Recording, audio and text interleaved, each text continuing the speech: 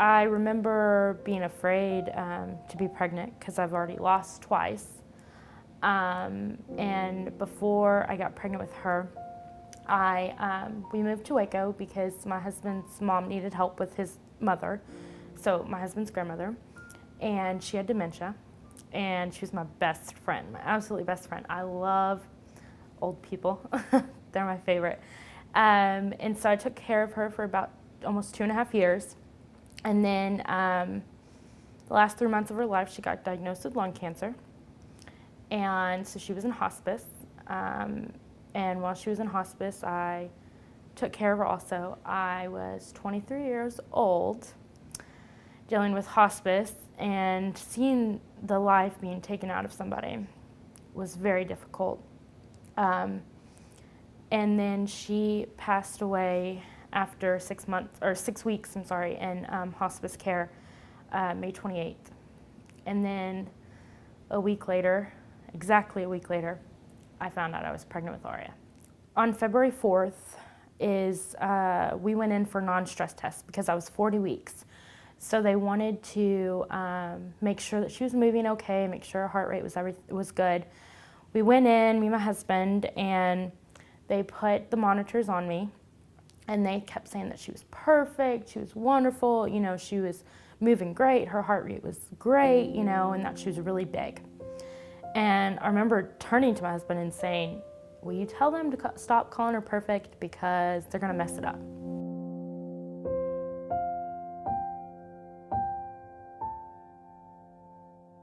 I woke up the next morning and I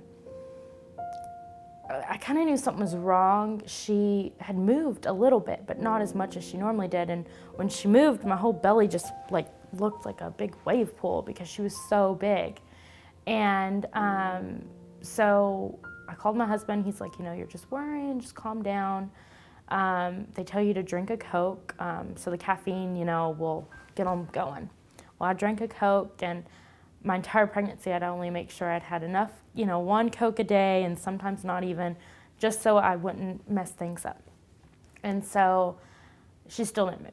So my husband got home around 3, and he was like, go take a bath, just relax, she's fine. We've made it this far, she's fine. Okay, well, I'll never forget the look in my husband's eyes when he finally was like, I think it's time to go to the hospital. So my whole thought going down the road is something's wrong, And my husband, I can never forget the look in his eye. It was just like, it just looked like the same look that was in his grandmother's. The life was being taken away from him. I remember praying that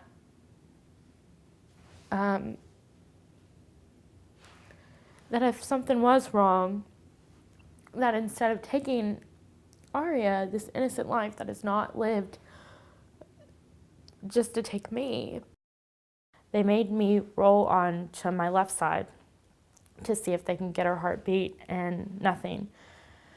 And then they made me roll on my left side, or my right side, and they still couldn't get anything. And finally, I was on my back, and they thought that they had something. There was a little bitty heartbeat, and at that moment, there was hope. I had a lot of hope in that it was her and that she just needed to come out, and she was just, that something was wrong, but she was still alive. The room was so quiet, and it was so cold. It was just, it's freezing. And I was shaking really, really hard because it just wasn't the atmosphere was just like death. Like there was nothing happy in there. And my midwife, Christy, looked up at me and she said, Stevie, I have to tell you something. And I said, don't tell me if it's bad. And she said, there's no heartbeat. And I remember screaming and yelling at her because I told her she was stupid. And I asked her, where did you get your degree from? Because you have no idea what you're talking about. And then the OB looked at me and he was like, she's gone. And I said, how can she be gone? She was perfect yesterday. That's what your nurses were telling me. And they're like, she's gone. They took her out and they put her straight to my chest. And when they put her on my chest, I had like a sports bra on. And I've heard before that this lady somewhere, her baby stopped breathing while she was in labor, and she put her skin to skin, and the baby started breathing again. And so I put Arya skin to skin, and I have a picture of me screaming and Arya's on my chest, and that's when I knew that there was no hope. She was gone. That what all the doctors were telling me was true, that she was never going to be here. She's not going to take a breath on earth. And there were so many emotions going through my head that I couldn't believe it.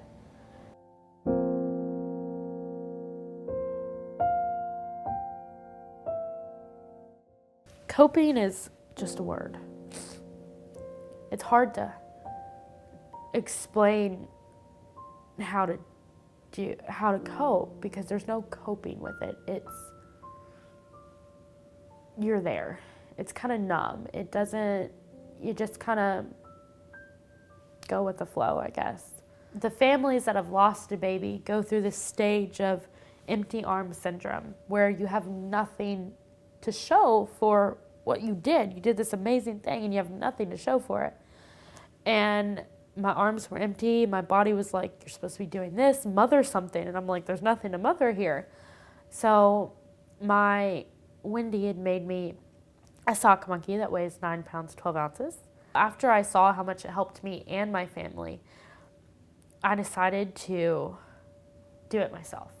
I decided to make angel babies for other mothers, because it's hard when your body's telling you to do something, but you're like, I can't do that. I look at it as I'm helping another woman that could be at the breaking point, that could be ready to take her life because everything's bad and there's no hope and there's no nothing. And I could be the person to change that.